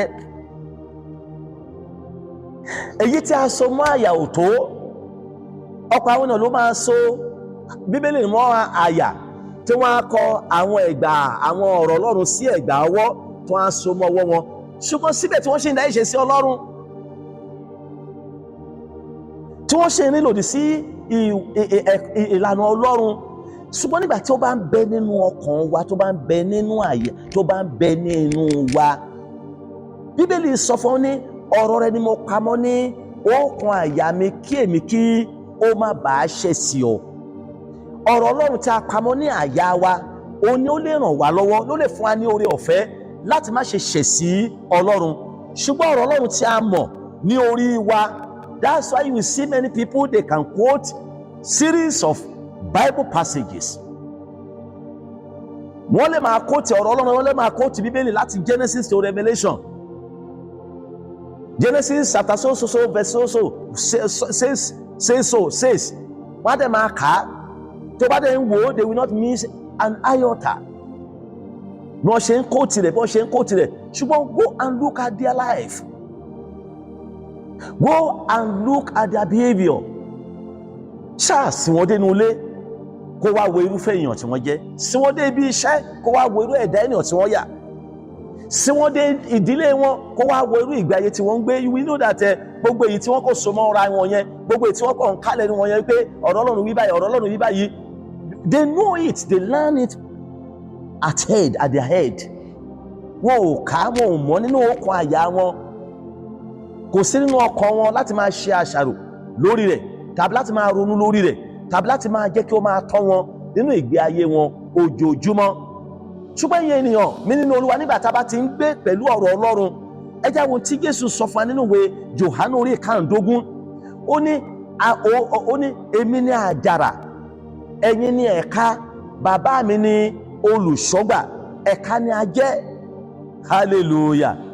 Nínú Jésù ni àjàrà, àwa Kìrìsìtẹ́nì ni ẹ̀ka rẹ̀. Ó ní ẹ̀ka tí kò bá ti wá so èso, a ó gé e kúrò lára àjàrà, yóò sì gbẹ, a ó sì wọ́ jù sọ sí inú iná. Ẹni pé ẹ̀ka tí ó bá ti gbẹ kò sí ìyè nínú rẹ̀. Ṣùgbọ́n ó ní ẹ̀ka tó bá wá so èso, a máa wẹ̀ ẹ́ mọ́ kí ó lè so èso sí i. Nígbà tó wá dé ẹsẹ̀ keje, ó wá sọ fún wa wípé nígbà tí ọ̀rọ̀ mi bá ti ń gbé inú yín, tí ẹ̀yin ń gbé inú mi, tí ọ̀rọ̀ mi ń gbé inú yín, ó ní a ó béèrè ohunkóhun tí ẹ bá fẹ́, a ó sì ṣe fún yín. Ẹni pé nígbà tí ọ̀rọ̀ Kristi bá ti ń gbé inú wa, tí Kristi ń gbé inú wa, hallelujah, there be no room for sin, there be no room for the flesh. Nígbà tí ẹ̀ṣẹ̀ bá ń sọ̀rọ̀, kò ní lè sí àǹfààní fún wa láti gbọ́. Nígbà tí àrékérekè bá ń kanlẹ̀ pọ̀ ọkàn wa, there be no room for him to enter. Nígbà tí ìbínú àti ìjà bá ń kanlẹ̀ pọ̀ ọkàn wa, kò ní sí àyè fún wọn, nítorí pé ọ̀rọ̀ Ọlọ́run, our heart has been full of the word of God. Ṣùgbọ́n bí àlàfo bá wà nínú ọkàn wa, tí ọ̀rọ̀ Ọlọ́run ò sí nínú ọkàn wa ní ẹ̀kúnrẹ́rẹ́, rúùmù máa wà, àyè máa wà fún ìbínú, àyè máa wà fún ìjà, àyè máa wà fún ìrẹ́jẹ, àyè máa wà fún àgbèrè, àyè máa wà fún ìbọ̀rìṣà, àyè máa wà fún ọ̀tẹ̀, àyè máa wà fún ẹjọ́ rírò kiri, àyè máa wà fún òfófó. Ṣùgbọ́n nígbà tí ọ̀rọ̀ Ọlọ́run bá ti wà nínú ọkàn wa, kò ní sí àyè fún òfófó, kò ní sí àyè fún ọ̀rọ̀ ẹ̀yìn, kò ní sí àyè fún ìbànújẹ́, kò ní sí àyè fún àwọn ìwà ẹ̀ṣẹ̀, nítorí pé èso ẹ̀mí ń bẹ nínú ayé wa. Hallelujah. Tọ́nà Bíbélì ń sọ fún wa àǹfààní àti ìbùkún tí àwa yóò ní. Ó ní bẹ́ẹ̀ ni ìwọ yóò rí ojú rere àti ọ̀nà rere, kì í ṣe lójú ènìyàn nìkan ṣùgbọ́n lójú Ọlọ́run, kì í wá ṣe lójú Ọlọ́run nìkan àti lójú ènìyàn. Ní ìgbà tó bá wà nínú ilé, ó máa rí ojú rere Ọlọ́run, ó máa rí ti ènìyàn, níbi òwò rẹ ni, níbi iṣẹ́ rẹ ni, ní ìta ni, nínú ilé ìwé rẹ ni, wá rí ojú rere Ọlọ́run, wá sì rí ojú rere ènìyàn. Bí àwọn ọkọ bá kó ara wọn jọ lòdì sí ọ, ní ìgbà tí ojú rere Ọlọ́run bá dé, wọ́n máa túká. Ní ìgbà tí ìwàláyé Ọlọ́run bá dé, wọn ò ní lè ṣe àṣeyọrí. Ní ìgbà tí agbára Ọlọ́run bá dé, èyí tí ó ń ṣe àtìlẹ́yìn rẹ nítorí pé o gbọ́ràn sí gbogbo ìlànà àti ìkìlọ̀ Ọlọ́run tó sì fi ń kọ́ àwọn ènìyàn ìdílé rẹ tí àwọn ènìyàn sì ń wò nínú ìgbé ayé rẹ. Hallelujah. Wọn ò ní lè ṣe àṣeyọrí lórí ayé rẹ, wọn ò ní lè ṣe àṣeyọrí lábẹ́ bó ti òkè orí, torí pé ojú rere Ọlọ́run àti ènìyàn ò ń bá ọ gbé. Then ẹ jẹ́ kí a wo ti ìwé òwe yẹn ní ẹsẹ̀ 21. Ó ní ọmọ mi, má ṣe jẹ́ kí wọn kí ó lọ kúrò ní ojú rẹ̀, pa ọgbọ́n tí ó yè kooro àti ìmòye mọ́. Gbogbo àwọn ẹ̀kọ́ iná gbọ́dọ̀ máa sọ, la gbọ́dọ̀ máa jẹ́ kó di mímọ̀ fún àwọn ọmọ wa àti àwọn ènìyàn ìdílé wa. Ní ẹsẹ̀ 22, ó ní bẹ́ẹ̀ ni wọn yóò máa jẹ́ ìyè sí ọkàn rẹ àti oore ọ̀fẹ́ sí ọrùn rẹ. Jẹ́ kí àwọn ẹbí rẹ, jẹ́ kí àwọn ènìyàn ẹbí iṣẹ́ rẹ kí ó mọ̀ wípé pípa òfin Ọlọ́run mọ́ máa mú kí a ní oore ọ̀fẹ́ èyí tí ó tayọ. Ó máa mú kí ọkàn wa kí ó ní ìyè, ó máa mú kí ayé wa kí ó ní ìyè, ó máa mú kí ayé wa kí ó ní àlàáfíà. Ní ẹsẹ̀ 23, ó nígbà náà ni ìwọ yóò máa rin ọ̀nà rẹ láì léwu, ìwọ kì yóò sì fi ẹsẹ̀ kọ. Nígbà tá a bá ń pa òfin Ọlọ́run mọ́, tá a bá ń pa ara ilé wa, a máa jẹ́ kí ó mọ̀ wípé tá a bá ti ń gbọ́ràn sí gbogbo àṣẹ Ọlọ́run, a máa rin ọ̀nà wa láì léwu, a máa lọ lálàáfíà, a máa bọ̀ lálàáfíà. Kò sí agbára kan tí ó lè ṣe àkọlù sí wa. Bí ọ̀tá bá dẹ pàkúté rẹ̀, wọn ò ní lè ní ẹ̀ka lórí wa. We are going to walk on them. They will not even have any power to harm us. Wọ́n ní lè ní agbára kan láti ṣe wá ní ibi tàbí láti ṣe wá ní ìjàmbá, nítorí pé ìwàláàyè Ọlọ́run, agbára Ọlọ́run, áńgẹ́lì Ọlọ́run ó ti lọ síwájú wa, ó sì ń bá wa rin ìrìn àjò wa. Ó ní ìwọ kì yóò sì fi ẹsẹ̀ kọ. Ní ìgbà tí ó dé ẹsẹ̀ 33, ó wá sọ fún wa wípé ègún Olúwa ń bẹ ní ilé àwọn ènìyàn búburú, ṣùgbọ́n ó bùkún ibùjókòó àwọn olóòótọ́. Hallelujah. Ègún àti wàhálà àti ìbànújẹ́ ń bẹ ní ilé àwọn ènìyàn búburú. Àwọn wo la sì ń pè ní àwọn ènìyàn búburú? Bí kò ṣe gbogbo àwọn ènìyàn tí ó bá kọ̀ láti rìn nínú ìfẹ́ Ọlọ́run. Àwọn ènìyàn lè máa fẹ́ wọn, àwọn ènìyàn lè máa, ìgbé ayé wọn lè máa wo àwọn ènìyàn, ṣùgbọ́n ní ìwọ̀n ìgbà tí wọn ò bá ti pa òfin Ọlọ́run mọ́, ní ìwọ̀n ìgbà tí wọn bá ti jẹ́ olóòtítọ́ sí Ọlọ́run, ní ìwọ̀n ìgbà tí wọn bá ti ní Jésù ní Olúwa àti Olùgbàlà ọkàn wọn, ènìyàn búburú ni wọn. Bẹ́ẹ̀ ló wá ń sọ fún wa wípé ibùjókòó àwọn olóòótọ́ o yóò jẹ́ ìbùkún. Ẹ jẹ́ ká wá wò, a ó ní ìbùkún nílé, a ó ní ìbùkún ní ìta, a ó ní ìbùkún ní ipa ti ara, a ó ní ìbùkún nípa ti ẹ̀mí, a ó ní ìbùkún lórí iṣẹ́ wa, a ó ní ìbùkún lórí ọmọ wa. Kò ní lè sí àkọlù lábẹ́ bó ti òkè orí. Praise the Lord. Àwọn ẹ̀kọ́ yìí ni ìbùkún Ọlọ́run àti àwọn ìlérí rẹ̀ fún wa ní ìgbà tí a bá ti ka òfin àti ìlànà rẹ̀ mọ́. Ẹ jẹ́ kí a wá àwọn ènìyàn lónìí bí wọ́n ṣe ń sá kiri. Bí wọ́n bá sá débí, ogun ni, sá débí, ogun ni, ogun ní ìgbà gbogbo. Ogun yìí tán nínú ayé wọn. Kí ló fà á? Torí wípé wọn pa òfin Ọlọ́run mọ́. Àwọn àlùfáà, àwọn wòlíì àfogbo ológun jẹun náà, ogun yìí fẹ́rẹ̀ gbé omi, nǹkan báyìí ló ṣe, nǹkan báyìí ló ṣe, nǹkan báyìí ló ṣe.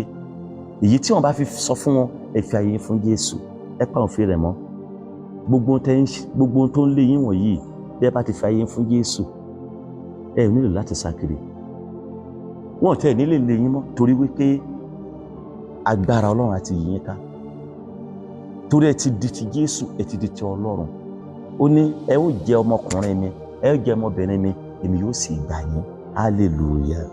Dẹ́ni pé tí ó gbẹ̀yìn tá a ti dànù dúró, ó ń sọ fún wa pé ìkìlọ̀ lòdì sí ìgbàgbé.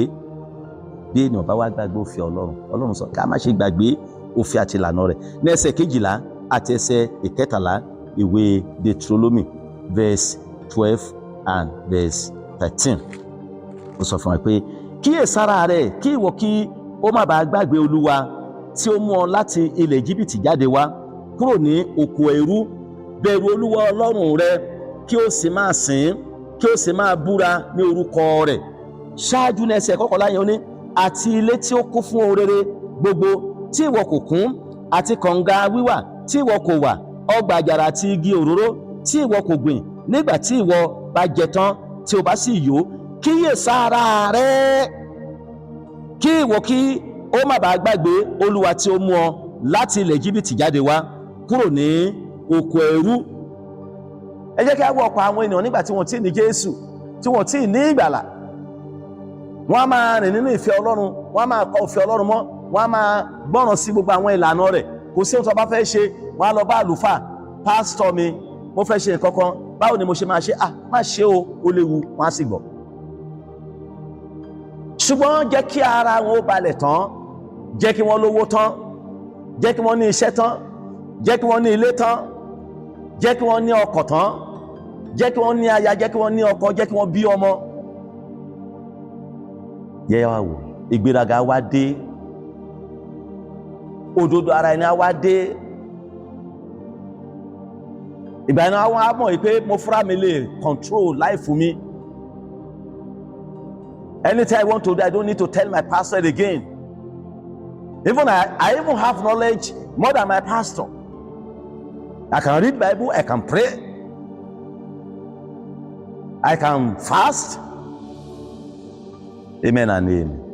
Gbogbo àwọn ẹ̀kọ́ yìí ni ọ̀pọ̀lọpọ̀ máa ń ṣe nígbà tí wọ́n bá ti lówó tán, nígbà tí ọkọ bá ti balẹ̀ tán, nígbà tí Olúwa bá ti bùkún fún wọn tán, nígbà tí wọ́n bá ti rí jẹ tán, nígbà tí wọ́n bá kàwé tán, nígbà tí wọ́n bá gboyè tán.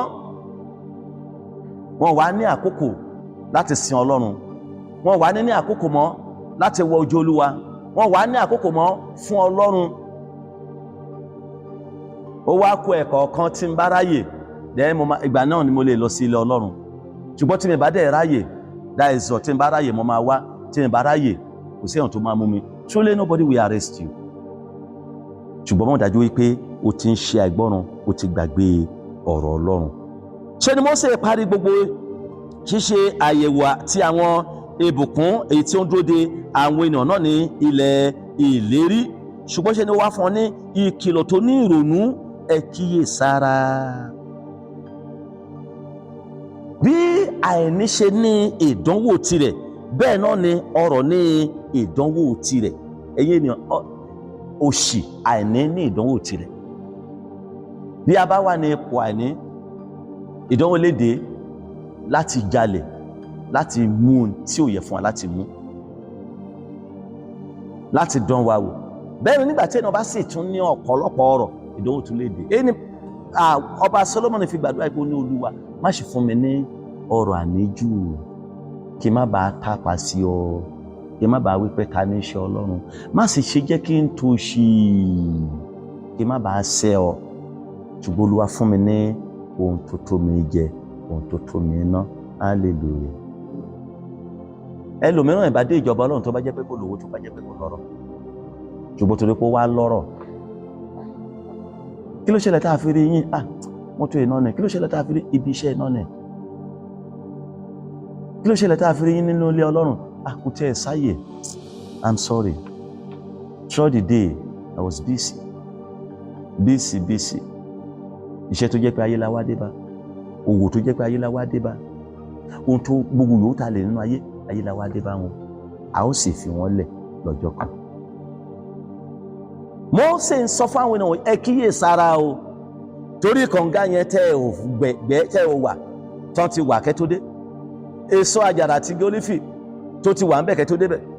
Àwọn orísun omi tó ti wà kẹ́ tó débẹ̀. Àwọn ohun èlò gbogbo tó ti wà kẹ́ tó débẹ̀. Tẹ́ bá ti wá jẹ yó tán, ẹ kíyèsára, ẹ má ṣe gbàgbé Ọlọ́run. Ǹjẹ́ ọ̀pọ̀lọpọ̀ ti gbàgbé Ọlọ́run nínú ìsìn wa, nínú ìrìn wa, nínú ìjíròrò wa? Jáwọ́ ti gbàgbé Ọlọ́run. Ṣé kí n ṣe ara wa lóko tá a kò fi ń ṣe? tí wọn bá rí mi báyìí wọn á tún máa sọ̀rọ̀ ọ̀rọ̀ sísọ sí ọ ló fi farahàn òkúkú farahàn tọkàntọkàn gbogbo ẹ̀kọ́ wò ó gbọ́ ṣùgbọ́n torí pé kọ́ má bàa sọ̀rọ̀ sí ọ a ò lè dé ọ̀run nípa bẹ́ẹ̀. fífi gbogbo ayé wa, ẹni tó gbà wá lọ́wọ́ ẹ̀ṣẹ̀, ó gbà wá lọ́wọ́ ipá àtagbára Sátánì, ó gbà wá lọ́wọ́ iṣẹ́ ti ara. ṣé ó yẹ ká wá gbàgbé rẹ̀? Ọlọ́run sọ fún nípasẹ̀ Mósè, ẹni tó gbà yín kúrò ní oko ẹrú Íjíbítì tó sì mú yín rìn láti Íjíbítì tó ẹ ń lọ sílẹ̀ yẹn, nígbà tẹ́ bá délé ẹ ò gbọ́dọ̀ gbàgbé rẹ̀, torí tẹ́ bá gbàgbé rẹ̀ ó léwu, tẹ́ bá gbàgbé rẹ̀ ìjàmbá máa wà. Tẹ́nu Ọlọ́run ti pè wá jáde kúrò nínú ayé, bí a bá wá gbàgbé Ọlọ́run láti dé ìjọba Ọlọ́run máa léwu. A ò ní gbàgbé Ọlọ́run lórúkọ Jésù. Ẹ já wo ìwé Deuteronomy orí 10 ẹsẹ̀ 20. Deuteronomy orí 10 mo ka ẹsẹ̀ 20. Ó ní kí ìwọ kí ó máa bẹ̀rù Olúwa Ọlọ́run rẹ, ó ní kí ìwọ kí ó máa sìn, ó ní kí ìwọ kí ó sì faramọ́ orúkọ rẹ̀ ní kí ó sì máa fi búra.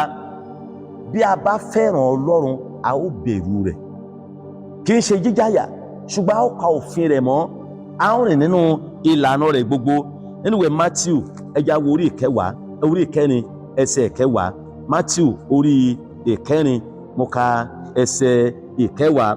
Nígbà náà ni Jésù wí fún un pé, padà kúrò lẹ́yìn mi Sátánì, nítorí akọ̀wé rẹ̀ pé Olúwa Ọlọ́run rẹ ni kí ìwọ kí ó foríbalẹ̀ fún, ó nìkan ṣoṣo ni kí ìwọ máa sìn, ó nìkan ṣoṣo ní kí ìwọ kí o máa sìn. Ṣùgbọ́n jẹ́ kí a wo ọ̀pọ̀ àwọn ènìyàn lónìí, wọ́n ní ìgbàgbọ́ ní ká máa ṣòro ìdílé, ìgbàgbọ́ ní ká máa ṣe ẹgbẹ́, ìgbàgbọ́ ní ká máa rìn báyìí, ìgbàgbọ́ ní ká máa ṣe rárá.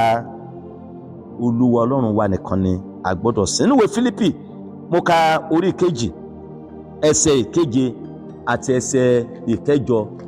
Ìwé Fílípì epistele Pọ́ọ̀lù sí ìjọ Fílípì orí 2 mo ka ẹsẹ̀ 7 àti ẹsẹ̀ 8. Ó ní ṣùgbọ́n ó bò ògo rẹ̀ sílẹ̀, ó sì mú àwọ̀ ìránṣẹ́, ó sì ṣe ní àwòrán ènìyàn.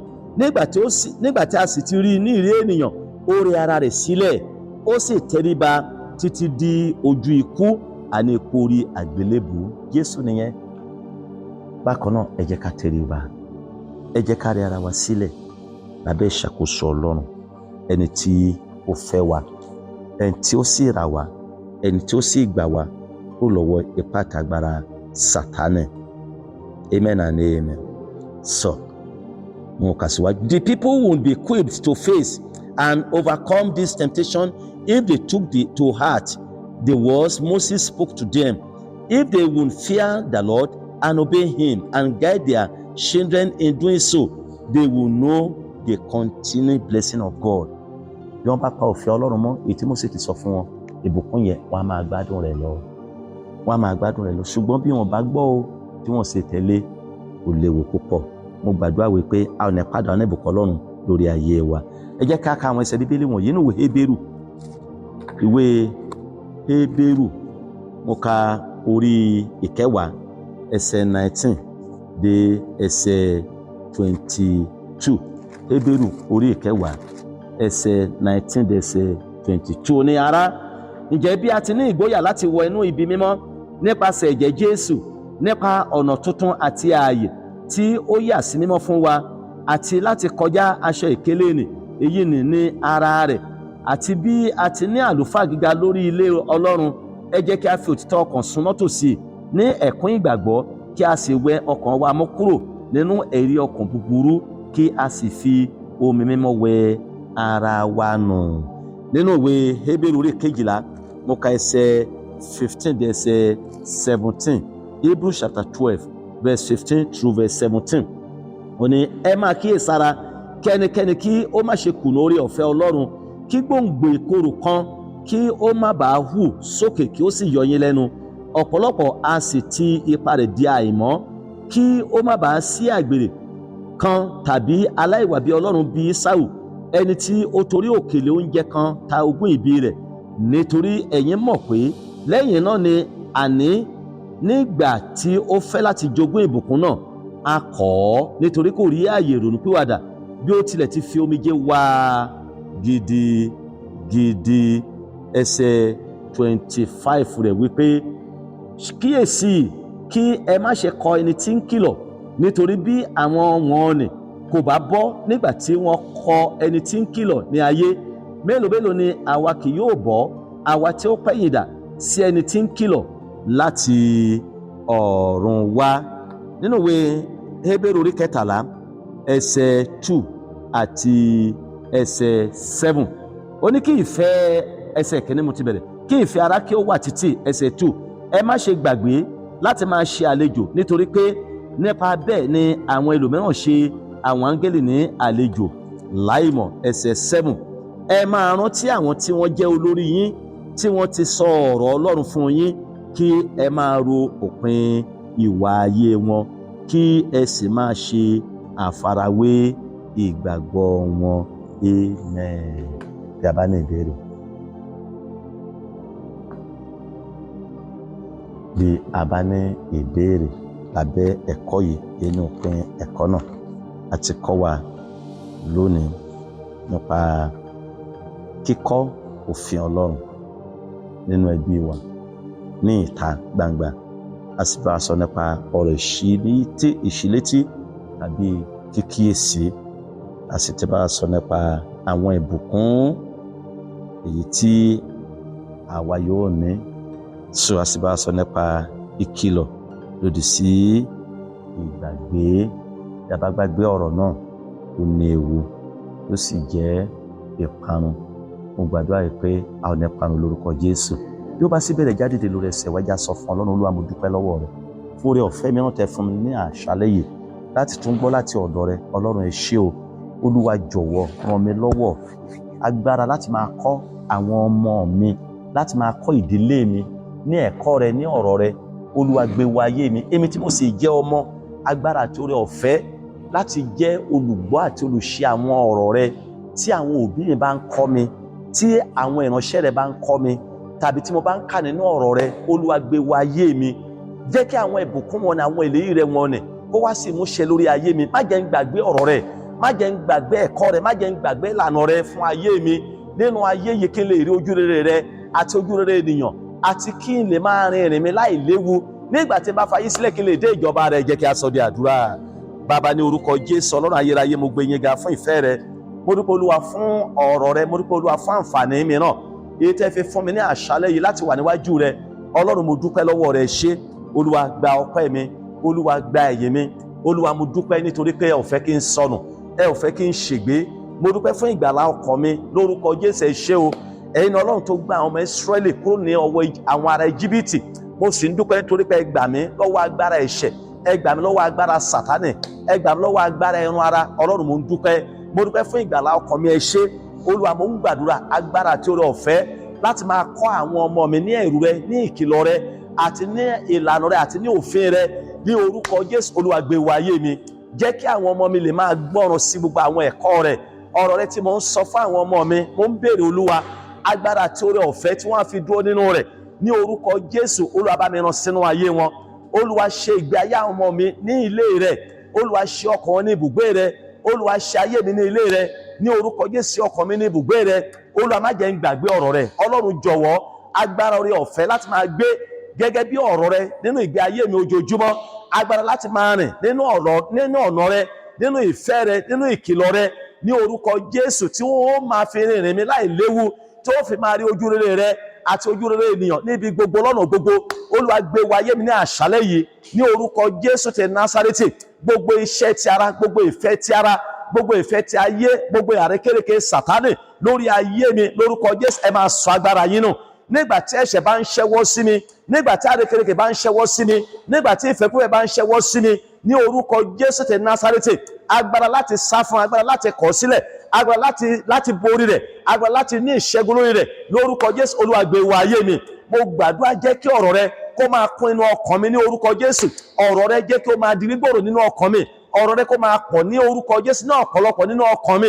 Jẹ́ kó má ṣe sí ààyè fún ìfẹ́kúfẹ̀ẹ́, kó má ṣe sí ààyè fún àrékérekè, kó má ṣe sí ààyè fún ẹran ara, kó má ṣe sí ààyè fún àwọn ẹ̀ṣẹ̀ ti ara, ní orúkọ Jésù. Ẹ wá ṣe bẹ́ẹ̀ Ọlọ́run. Mo gbàdúrà kún inú ọkàn mi pẹ̀lú ọ̀rọ̀ rẹ, pẹ̀lú ìfẹ́ rẹ, kún inú ayé mi, ní orúkọ Jésù. ẹ̀mí mọ́ Ọlọ́run máa jọba nínú ọkàn mi, gba gbogbo ìṣèjọba, gba gbogbo ìṣàkóso lórúkọ Jésù. Agbára láti máa sá fún ẹ̀ṣẹ̀, Olúwa gbé wọ ayé mi, Olúwa gba àkóso ayé mi ní orúkọ Jésù. Olúwa gba àkóso ọkàn mi, Olúwa gba àkóso ayé mi bí mo ti ń rìn lọ ní ojú ọ̀nà yìí sí ìjọba rẹ ní orúkọ Jésù. Olúwa mo gbàdúrà, mú mi borí ẹ̀ṣẹ̀, mú mi borí ẹran ara. Ọlọ́run mo gbàdúrà ní orúkọ Jésù, gbogbo èjì ètí Sátánì bá lè mú wá sí ọ̀nà mi láti dá mi padà sínú ayé, Olúwa fún mi ní ìṣẹ́gun lórí rẹ̀. Gbogbo àwọn ẹ̀kọ́ wọn ni tí ẹran ara tí Sátánì tí àrékérekè nínú ìjọba ẹran ara, nínú ìjọba èṣù, nínú ìjọba ti ayé yìí lè mú wá sí ọ̀nà mi láti dá mi padà ní orúkọ Jésù.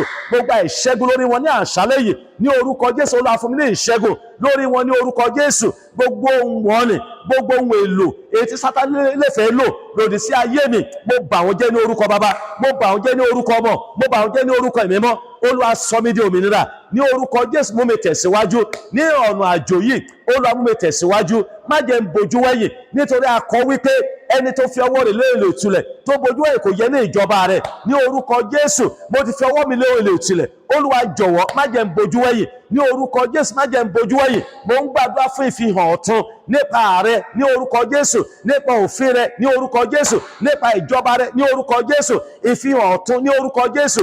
Olúwa fi hàn fún mi, Olúwa fi fún mi ní orúkọ Jésù.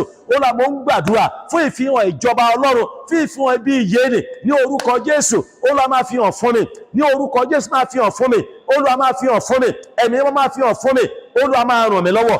Májẹ̀mú àti ìlérí rẹ̀ fún ayé mi ní orúkọ Jésù má jẹ́ kó yẹ̀. Májẹ̀mú àti ìlérí rẹ̀ àti àwọn ìbùkún rẹ̀ fún ayé mi ní orúkọ Jésù má jẹ́ kó yẹ̀. Máa mú mi gbádùn àwọn ìbùkún rẹ̀ ní orúkọ Jésù. Máa ṣe ohun gbogbo tó bá jẹ́ tèmi ní àṣepé.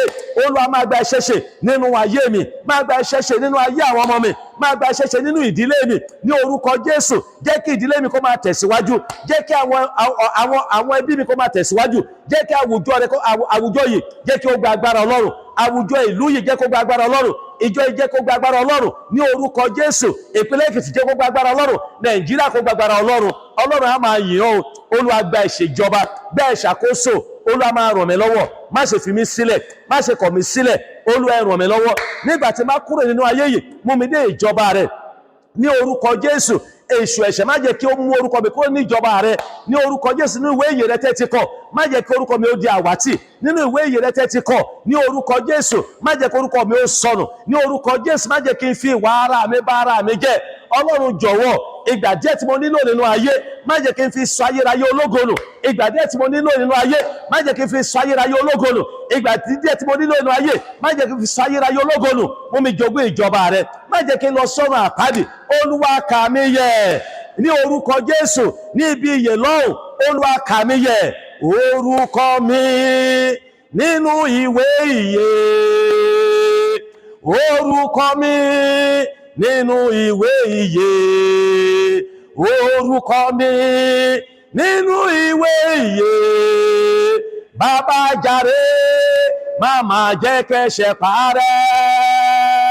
Orúkọ mi nínú ìwé ìyè, orúkọ mi nínú ìwé ìyè, orúkọ mi nínú ìwé ìyè.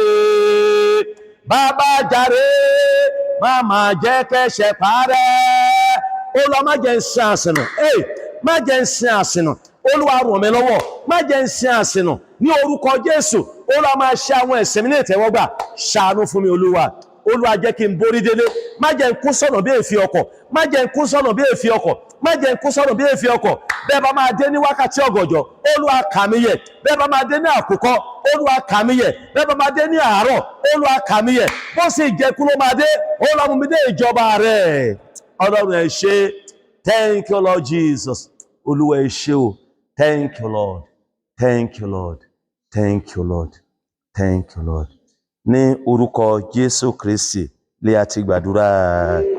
Praise the Lord. Adúpẹ́.